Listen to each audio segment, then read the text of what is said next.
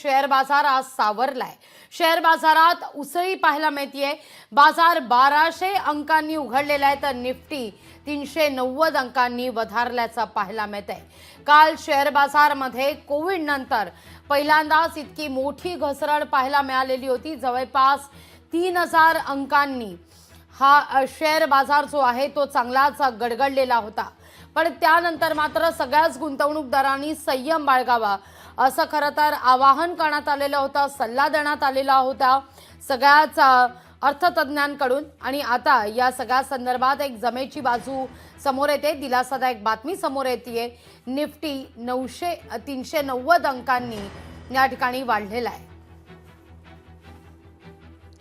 या सगळ्याविषयी अधिक माहिती घेण्याकरता थेट जाऊया आपले प्रतिनिधी चेतन ननावरे यांच्याकडे। चेतन, कालच्या घटनेनंतर आज मात्र बाजार उघडताना तो कसा उघडेल, कितीने उघडेल याकडे मात्र सगळ्यांच्याच नजरा होत्या, पण शेअर बाजार आज सावरताना दिसतोय।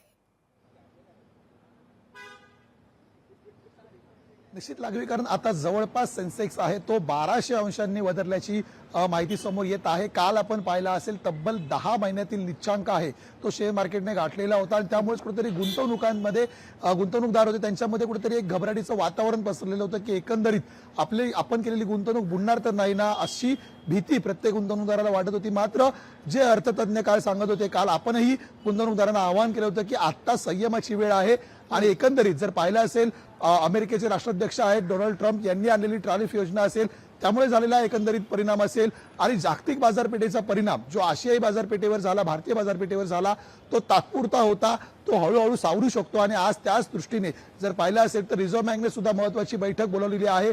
कुठेतरी गृह कर्जाचे हप्ते आहेत ते सुद्धा आता कमी होण्याची शक्यता वर्तवली जात होती आणि अशामध्ये आज झालेली एकंदरीत जी सकारात्मकता होती, बाजारपेठेची जी ओपनिंग होती ती मात्र सकारात्मक झालेली आहे आणि म्हणूनच कुठेतरी गुंतवणूकदारांना मोठा दिलासा मानला जात आहे। काल जवळपास जर पाहिला असेल तर नुकसानीचा आकडा हा लाख कोटींमध्ये पोहोचलेला होता। आज तो कुठेतरी पुन्हा एकदा सावरताना पाहायला मिळतो आणि म्हणूनच आज पूर्ण दिवसभरामध्ये मार्केट कशा प्रकारे बिहेव करते याकडे आपले लक्ष असेल। लागवी, निश्चित चेतन, धन्यवाद तुम्ही दिलेल्या एकूणच सविस्तर माहिती करता। लोकशाही मराठी ऐका, पहा, जागरूक रहा।